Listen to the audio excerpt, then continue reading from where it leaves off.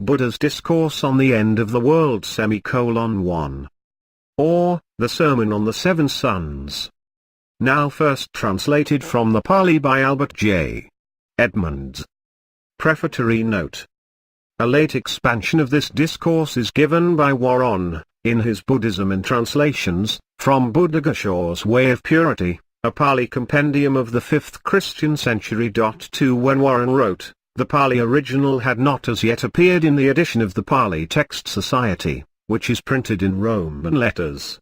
It is well known to New Testament scholars that the great eschatological discourse in the Synoptical Gospels, that is, the Sermon on the Last Things, delivered upon the Mount of Olives, is a blending of historical and spiritual vaticination. As I pointed out in 1893,3, the evangelist Luke attempted to separate the spiritual prophecy from the historical prediction, putting the former into his 17th chapter, and the latter into his 21st. But Luke evidently understood even the physical cataclysm to refer to the siege of Jerusalem and the destruction of the Hebrew state. Even Mark and the editor of Matthew probably understood the same thing, though our English translations of Matthew make his consummation of the eon the end of the world. After the siege, the early Christians evidently made this eschatological discourse refer to a cosmical convulsion. But the only words which can justly apply to such a thing are those in all three of the synoptists: heaven and earth shall pass away, but my words shall not pass away. For we have therefore used this verse among our parallels to Buddha's present discourse, but have reserved the text of the Gospel prophecy for a forthcoming translation from the famous Anagata Bhayani, selected by Asoka among his favorite texts. Its subject is the decline of religion. p. 429. The End of the World. Mark 13:31. Heaven and earth shall pass away, but my words shall not pass away. 2 Peter 3:10. But the day of the Lord will come as a thief, in the which the heavens shall pass away with a great noise, and the heavenly bodies or elements shall be dissolved with fervent heat, and the earth and the works that are therein shall be burned up or discovered. Reverend 21:1. And I saw a new heaven and a new earth, for the first heaven and the first earth are passed away, and the sea is no more. Numerical Collection 7:62. Thus have I heard. At one season the Blessed One was staying at Versley, in Ambapali's Grove. And the Blessed One addressed the monks, saying, Monks, Lord. Answered those monks, in reply to him. The Blessed One spake thus, Impermanent, O monks, are the constituents of existence, unstable, non-eternal, so much so, that this alone is enough to weary and disgust one with all constituent things, and emancipate therefrom. Sin monks, the monarch of montagnes, is 84,000 leagues one in length and breadth, 84,000 leagues deep in the great ocean, and 84,000 above it. Now there comes, O monks, a season when, after many years, many hundreds and hundreds of thousands of years, it does not rain, and while it rains not, all seedlings and vegetation, all plants, grasses, and trees dry up, wither away and cease to be. Thus, monks, constituent things are impermanent, unstable, non-eternal, so much so, that this alone is enough to weary and disgust one therewith and emancipate therefrom. And, monks, there comes a season, at vast intervals in the lapse of time, when a second sun appears. After the appearance of the second sun, monks, the brooks and ponds dry up, vanish away and cease to be. So impermanent are constituent things. And then, monks, there comes a season, at vast intervals in the lapse of time, when a third sun appears, and thereupon the great rivers, to wit, the Ganges, the Jamna, the Rapti, the Ghaggar, the My circumflex, dry up, vanish away and cease to be. At length, after another vast period, a fourth sun appears, and thereupon the great lakes, whence those rivers had their rise, namely, Anutato, Two Lion Leap, Chariot Maker, Keel Bear, Cuckoo, Six Spade, and Slow Flow, dry up, vanish away, and cease to be. p.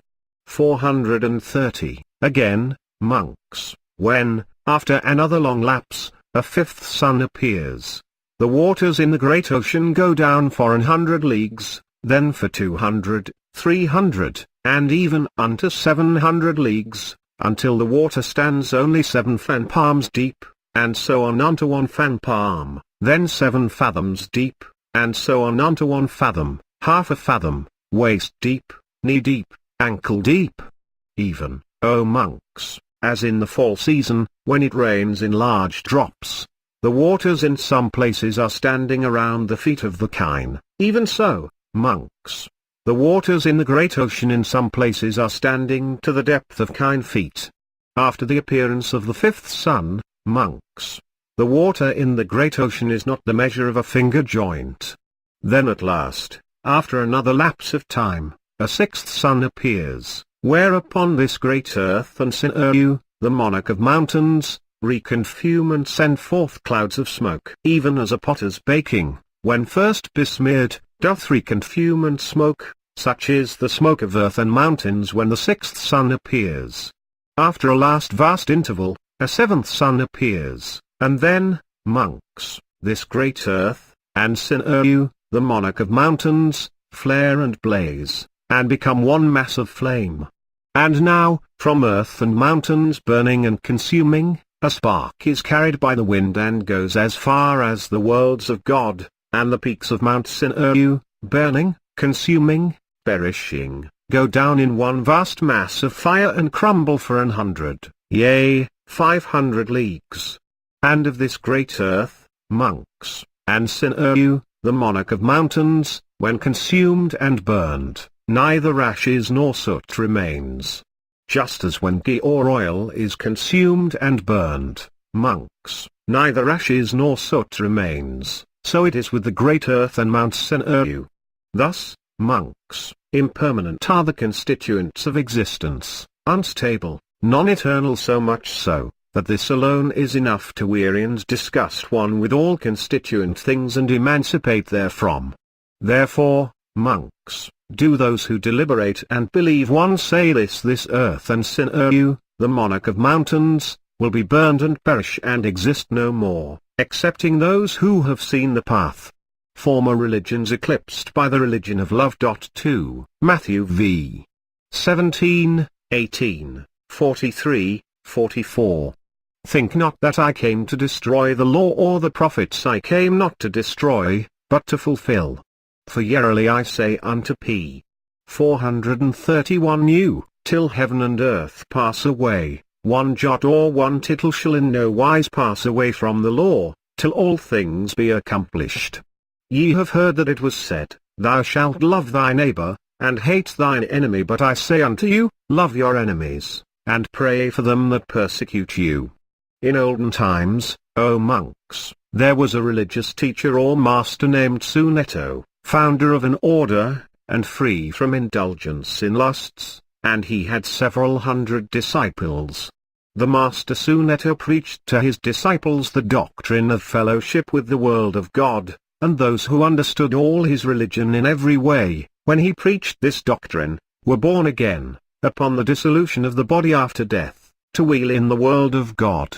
Those who did not understand all his religion in every way, were born again, upon the dissolution of the body after death, some into fellowship with those angels who transmute subjective delights into objective and share them with others, one some into fellowship with the angels who delight in subjective creations, some into that of the angels of content, others with the Yama, others again with the angels of the 33, others into fellowship with those of the 4 great kings, and yet others into fellowship with warrior magnates, Brahmin magnates, householder magnates. Now Sunetto the master, O monks, thought to himself, it is not fit that I should allow my disciples to have such destinies as these repeatedly. What now if I practice the highest love? Whereupon, monks, the master Sunetto practiced benevolence or love meditation for 7 years, and for 7 eons of consummation and restoration he did not return to this world. 2 Yea, monks, at the consummation of the world 3 he became an angel of splendor, and at the world's restoration he rose again in the empty palace of the Brahmas. Yea, then, O monks, he was a Brahma, the great Brahma or God, conquering, unconquered, all-seeing, controlling. And 36 times, O monks, was he Sako, the lord of the angels, many hundreds of times was he a king, a righteous world ruler and emperor, victorious to the 4 seas, arrived at the security of his country, and possessed of the 7 treasures. Moreover, he had more than 1,000 sons, heroes, of mighty frame, crushers of alien armies. He dwelt in this ocean-girt earth, p. 432, overcoming it, staffless and swordless, by righteousness. But even the master Sunetto, though thus long-lived and long-enduring, was not emancipated from birth, old age, death, grief, lamentations, pains, sorrows, and despairs. I say he was not emancipated from pain. And why? Because of not being awake to 4 things Dhamma, and not seeing into them. What for? The noble ethics, the noble trans-samadhi, the noble wisdom, and the noble release or emancipation. When these, O monks, known in their sequence and penetrated into 1, the craving for existence is annihilated, its renewal is destroyed, one is then reborn no more. Thus spake the Blessed One, and when the Auspicious One had said this, the Master further said, morality, trance, pure reason, and supreme release, these things are understood by the celebrated Gautama. Thus enlightened Buddha by supernal knowledge, he told the doctrine to the monks. The Master, who made an end of pain, the Seeing One, hath passed into nirvana.